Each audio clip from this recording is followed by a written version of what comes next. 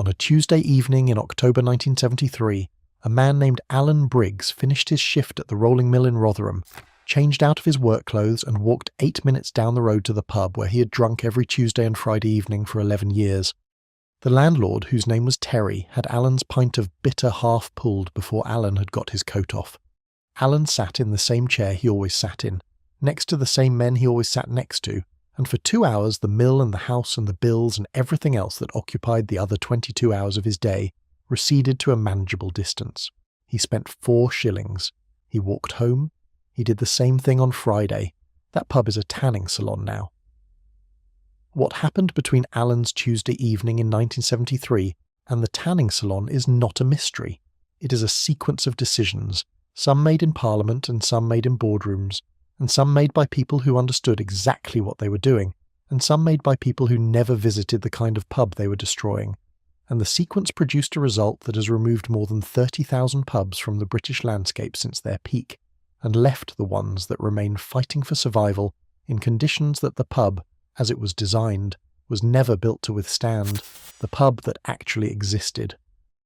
Before explaining what happened, it is worth being specific about what the pub was. Not the romanticised version, not the heritage poster with the dog by the fireplace, but the functional, ordinary working institution that existed in every town and most streets in Britain through the 50s, 60s and 70s.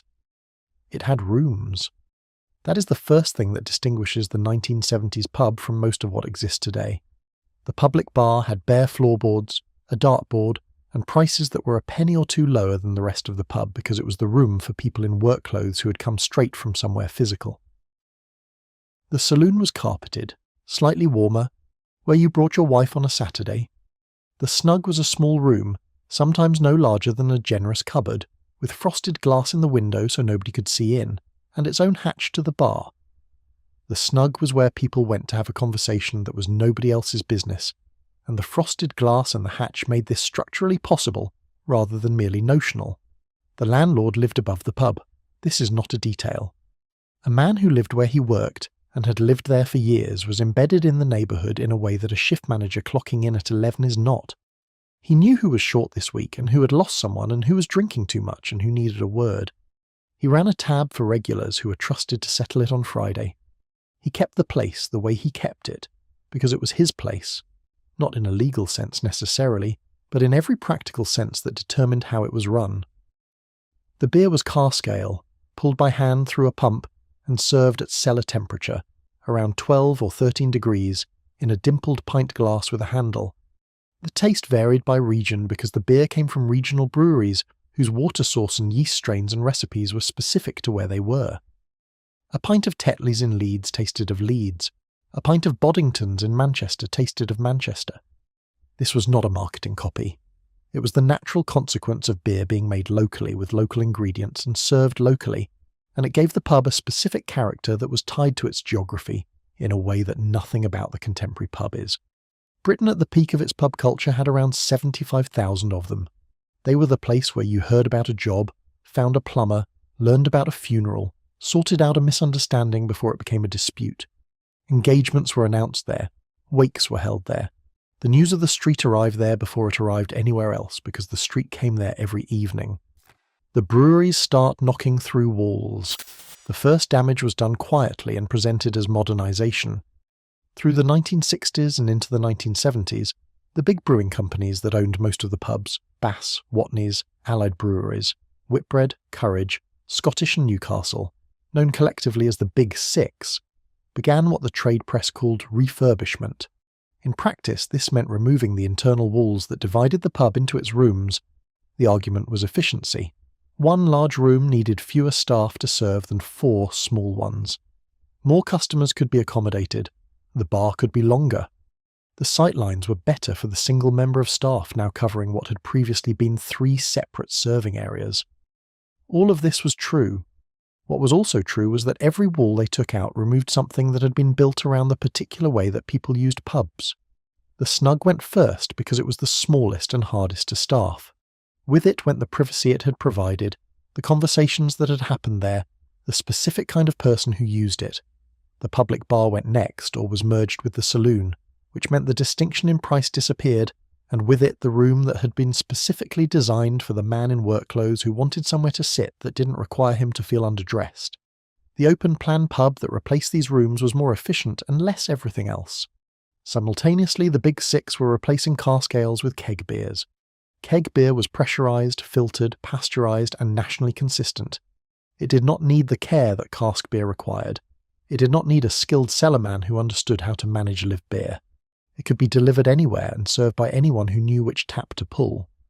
The flavour, which had been the point, was replaced by something that could be reproduced identically in Sheffield and Southampton, which was useful for a national brand and catastrophic for regional character.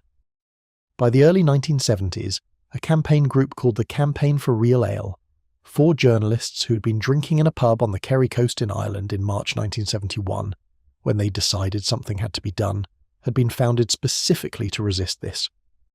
The 4 were Michael Hardman, Graham Lees, Jim Makin, and Bill Mellor. CAMRA was the first major consumer campaign in British history, and it worked, in the sense that cask ale survived and that by the mid-1970s, the campaign had 30,000 members and was influencing both public opinion and brewery policy. The Good Beer Guide, which CAMRA began publishing in 1974, gave drinkers a map of where cask ale could still be found and created sufficient commercial incentive for some breweries to maintain the product. But the keg beer was already everywhere, and in pubs owned by breweries whose investment in keg infrastructure was already made, the economic argument for returning to cask was difficult to construct. The Monopolies Commission and the decision that made everything worse. By the late 1980s, the structure of the pub trade had attracted the attention of the Monopolies and Mergers Commission. The Big Six brewed most of the beer in Britain and owned most of the pubs in Britain, and the landlord who rented from one of them could only sell that brewery's products. This was a vertical monopoly, control of production, distribution, and retail by the same company, and the Commission found it anti-competitive. In December 1989, the beer orders were signed by Business Secretary Lord Young.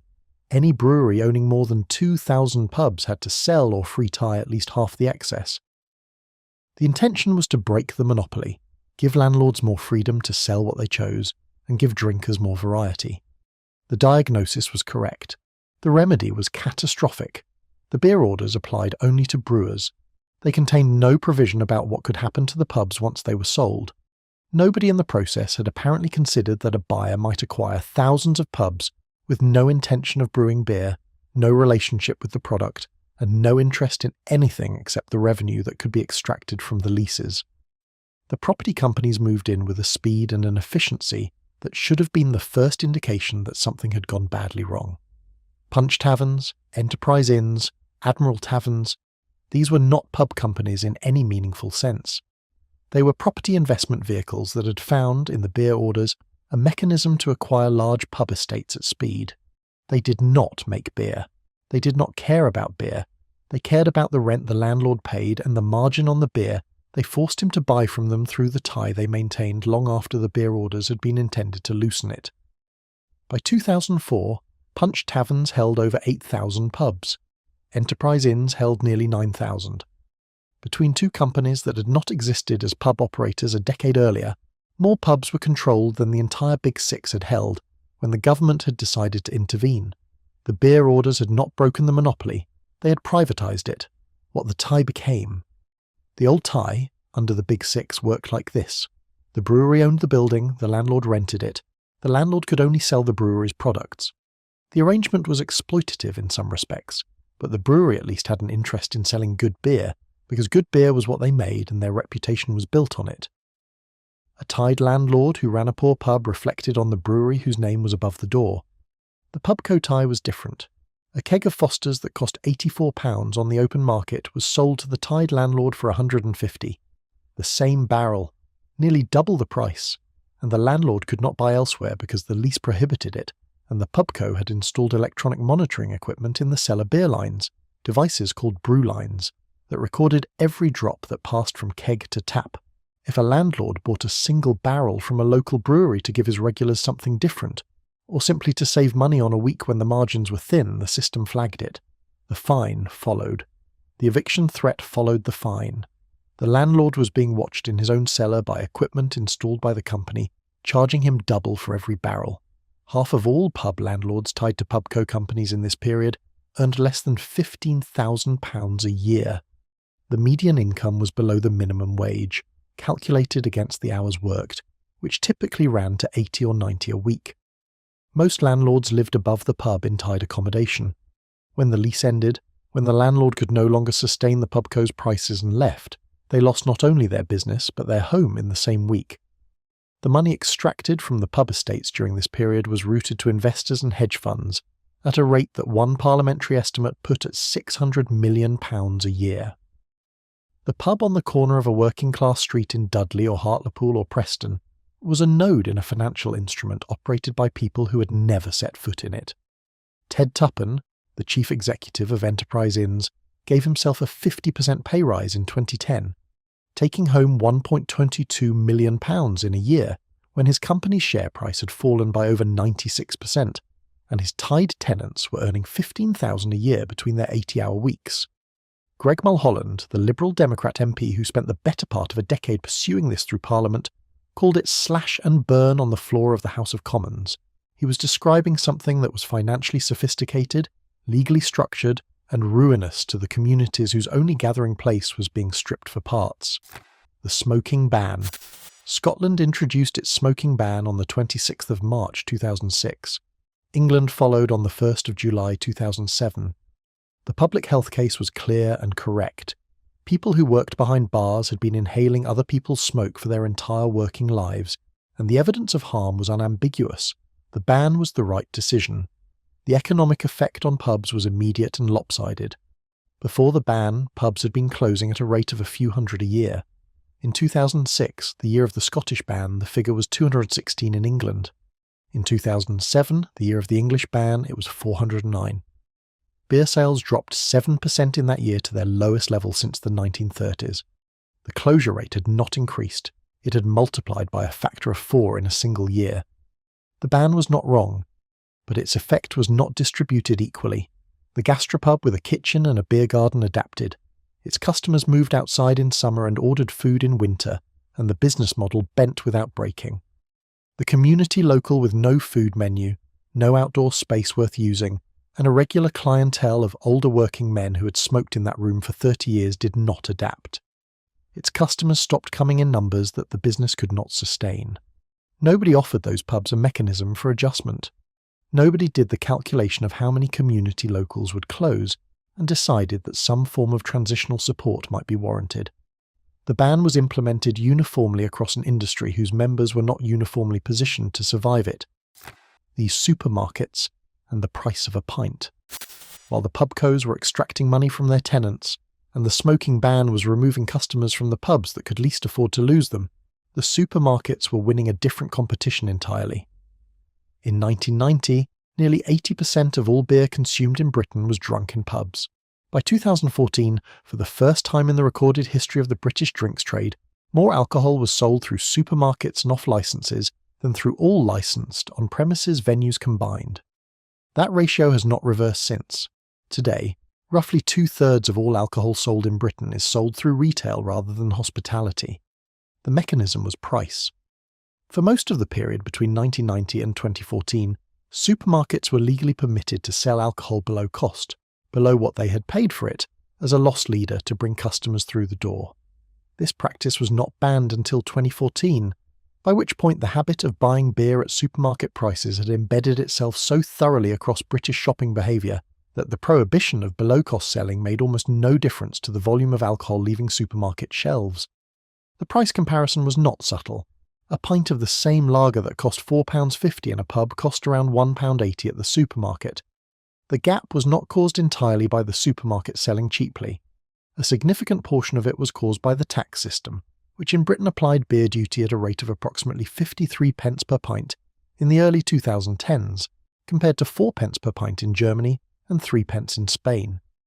Every pint sold in a pub had roughly a third of its price accounted for by tax before the landlord had covered his own costs. The supermarket sold the same pint with the same duty applied to it, but without the overhead of a building, staff, energy, and the pubco's margin on top. The beer duty escalator, introduced in Alistair Darling's 2008 budget, automatically raised beer tax by 2% above inflation each year. Between 2008 and its eventual scrapping in 2013, it raised beer duty by over 40% in 5 years, in the middle of the worst recession in post-war British history, during which pub trade was already falling. The timing was not accidental. The government needed revenue, but the effect on pubs was measurable and was measured and was not a sufficient reason to stop. What the numbers say. At their peak, Britain had around 75,000 pubs. The figure today stands at approximately 45,000, a reduction of 40% over 50 years. In 2017, Britain lost 1,150 pubs in a single year, the worst figure ever recorded. In 2014, the Campaign for Real Ale was reporting 29 closures every week, nearly 4 every day. Since 2000, the pub has been closing at a rate that makes the Victorian Gin Palace look like a survivor by comparison. The businesses that have replaced closed pubs follow a pattern so consistent, it has become predictable. The building is converted to flats if the location is good enough. If it isn't, it becomes a discount retailer, a betting shop, a convenience store, or stands empty. The sign bracket remains on the wall after the sign comes down, a small piece of ironwork holding nothing. In some towns you can still read the ghost lettering on a wall where the pub name was painted, the outline of letters visible in different coloured brick long after the paint has gone. The pubcos that caused the most damage did not escape without consequence, though the consequence was insufficient. Parliamentary committees investigated the tied pub model for 7 years. The chief executives of both Punch and Enterprise were found to have given misleading evidence to MPs. In November 2014, following years of campaigning by Greg Mulholland and others, the government was defeated in a parliamentary vote on the issue. The defeat led to the Pubs Code, introduced in 2016, which gave tied tenants a right to request a market rent-only option, to pay a fair market rent and buy their beer on the open market. The legislation was correct. It arrived after most of the damage had been done. The argument for the pub is sometimes made in terms of heritage, of tradition, of the beer itself. These arguments are real, but they are not the main argument. The main argument is what the pub did that nothing else did. It put people in the same room. Not self-selected people, not people who had arranged to meet, not people who shared the same interest or the same age or the same background. The people who lived within walking distance of the pub, and who had nothing in common except that proximity. The retired steelworker sat near the young couple on their second date. The widower who came in every lunchtime sat near the group of office workers on a Friday. The darts team that met every Tuesday included a plasterer, a teacher, a delivery driver, and a man who'd been retired for 12 years, and whose Tuesday darts night was the main event of his social week. None of this was designed. Nobody had planned a community cohesion initiative. The cohesion was a byproduct of the pub's geography. It was near, it was warm, it sold something people wanted, and it had been there long enough that going to it was a habit rather than a decision. When the pub closed, the people who had been in the same room stopped being in the same room, and nothing put them back together. 1 in 3 people in Britain say that someone they know became more isolated after their local closed. For older men in particular, the pub was frequently the only social space they used, and when it went, nothing replaced it.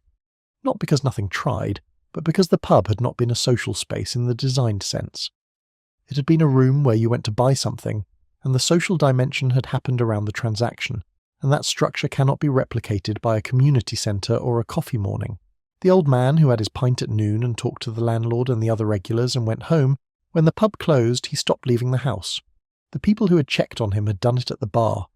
When the bar went, nobody had a mechanism to check on him anymore, because the mechanism had been the pub, and the pub was a tanning salon. What finished the British pub was not a single thing.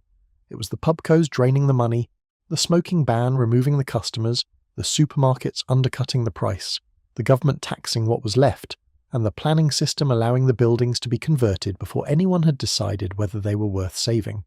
Each of those forces was operating simultaneously, and the combination produced a result that none of them would have produced alone. The pubs that survive are largely doing something different from what the pub was. Gastro menus, craft beer lists, rooms to let, quiz nights, live music, brunch on Sunday. They're good businesses adapting intelligently to the world they operate in, and many of them are genuinely good pubs. But the pub that existed for Alan Briggs on a Tuesday evening, the one with the rooms and the cask bitter and the landlord who knew his name and had his drink ready, that pub required a world that no longer exists, and it ended when that world ended, and the bracket on the wall where the sign used to hang is the only evidence it was ever there. If you remember your local, tell us in the comments. The name of it, the landlord, the room you sat in. Those details are worth having somewhere. Please subscribe to the channel to keep these stories alive.